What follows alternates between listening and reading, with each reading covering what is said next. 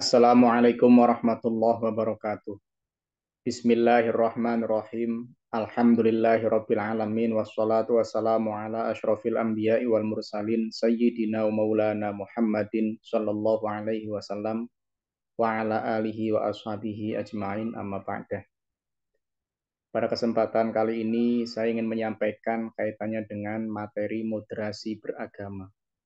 Kita tahu bahwasanya moderasi beragama merupakan sesuatu yang penting yang kemudian dibawa oleh Kementerian Agama di dalam memberikan gambaran kepada warga negara Indonesia, khususnya umat Islam, agar kemudian memiliki pemahaman yang mengarah kepada moderasi beragama.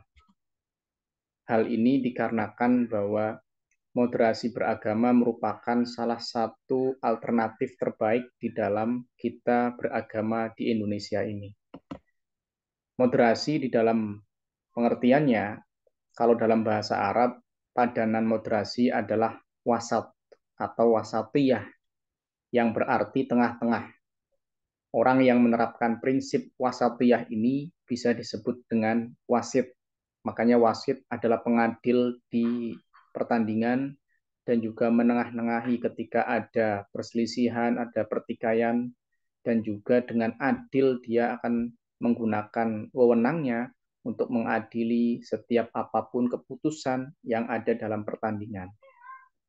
Lawan kata moderasi adalah tatoruf, yang dalam bahasa Inggris mengandung makna ekstrim, radikal, dan eksesif, yang juga pengertiannya adalah berlebihan. Jadi dalam konteks beragama, pengertian berlebihan ini dapat diterapkan untuk menyebut orang-orang yang memiliki sikap ekstrim, yaitu melampaui batas dan juga ketentuan syariat. Jadi ketika seseorang itu melampaui batas di dalam ketentuan syariat, maka itu dikatakan ekstrim atau yang kita kenal dengan radikal. Jadi moderasi beragama itu merupakan sebuah cara pandang terkait proses memahami dan mengamalkan ajaran agama, agar dalam melaksanakannya selalu ada pada jalur yang moderat. Jadi moderat di sini dalam arti tidak berlebihan atau tidak ekstrim. Yang dimoderasi itu di sini adalah cara beragamanya, bukan agama itu sendiri. Karena agama itu sendiri merupakan sesuatu yang sudah sempurna karena datangnya dari Tuhan yang maha sempurna tentunya. Namun cara setiap orang di dalam memahami dan mengamalkan ajaran agama itu memiliki perbedaan.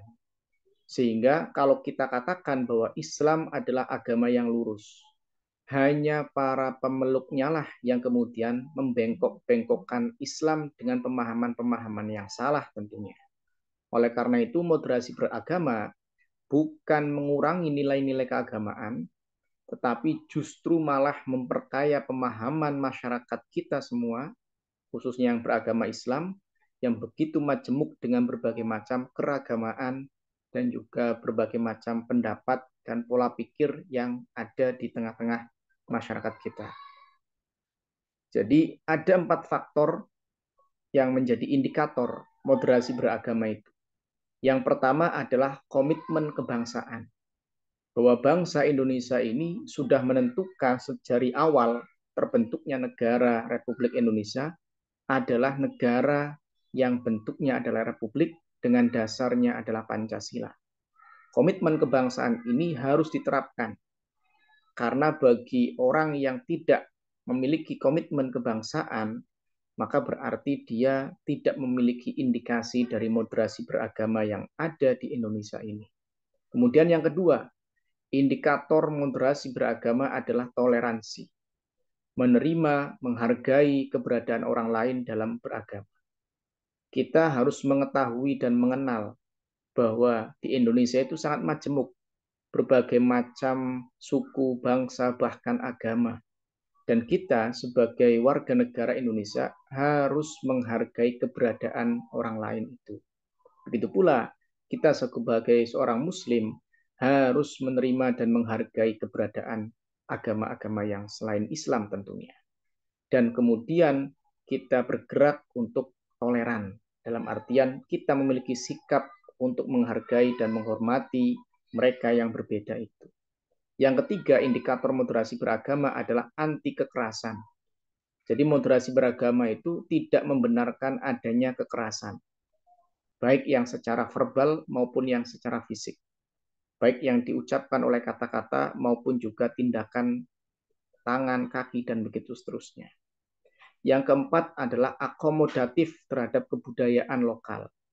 Sehingga ada tradisi, ada kebudayaan lokal yang kemudian diakomodasi, yang kemudian dijadikan sebagai pola-pola untuk dikembangkan sebagai budaya dan wawasan kebangsaan dan akan menjadi tradisi keislaman di Indonesia.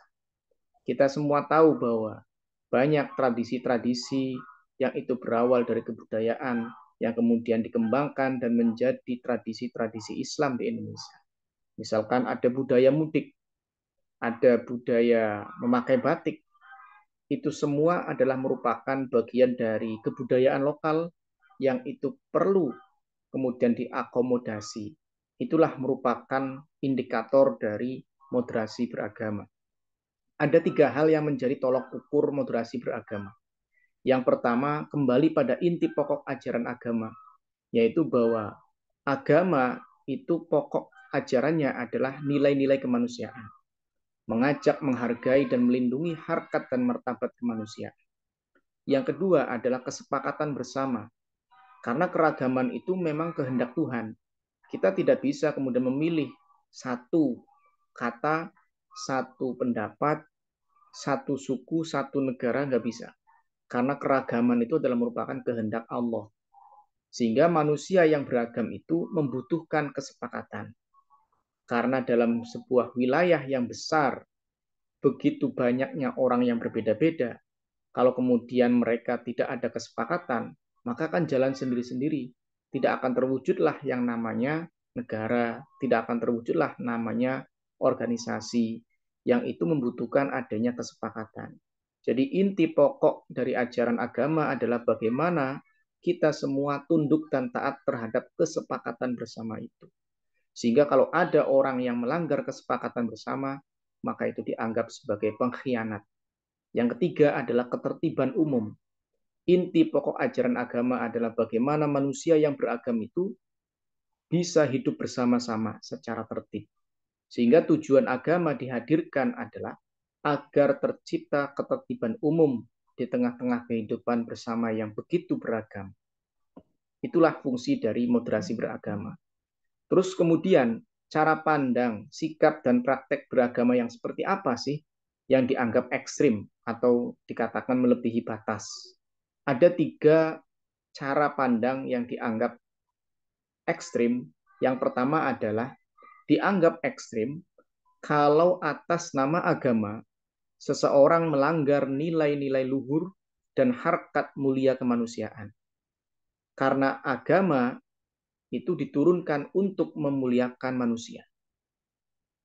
Yang kedua, dianggap ekstrim kalau atas nama agama seseorang melanggar kesepakatan bersama yang dimaksudkan untuk kemaslahatan.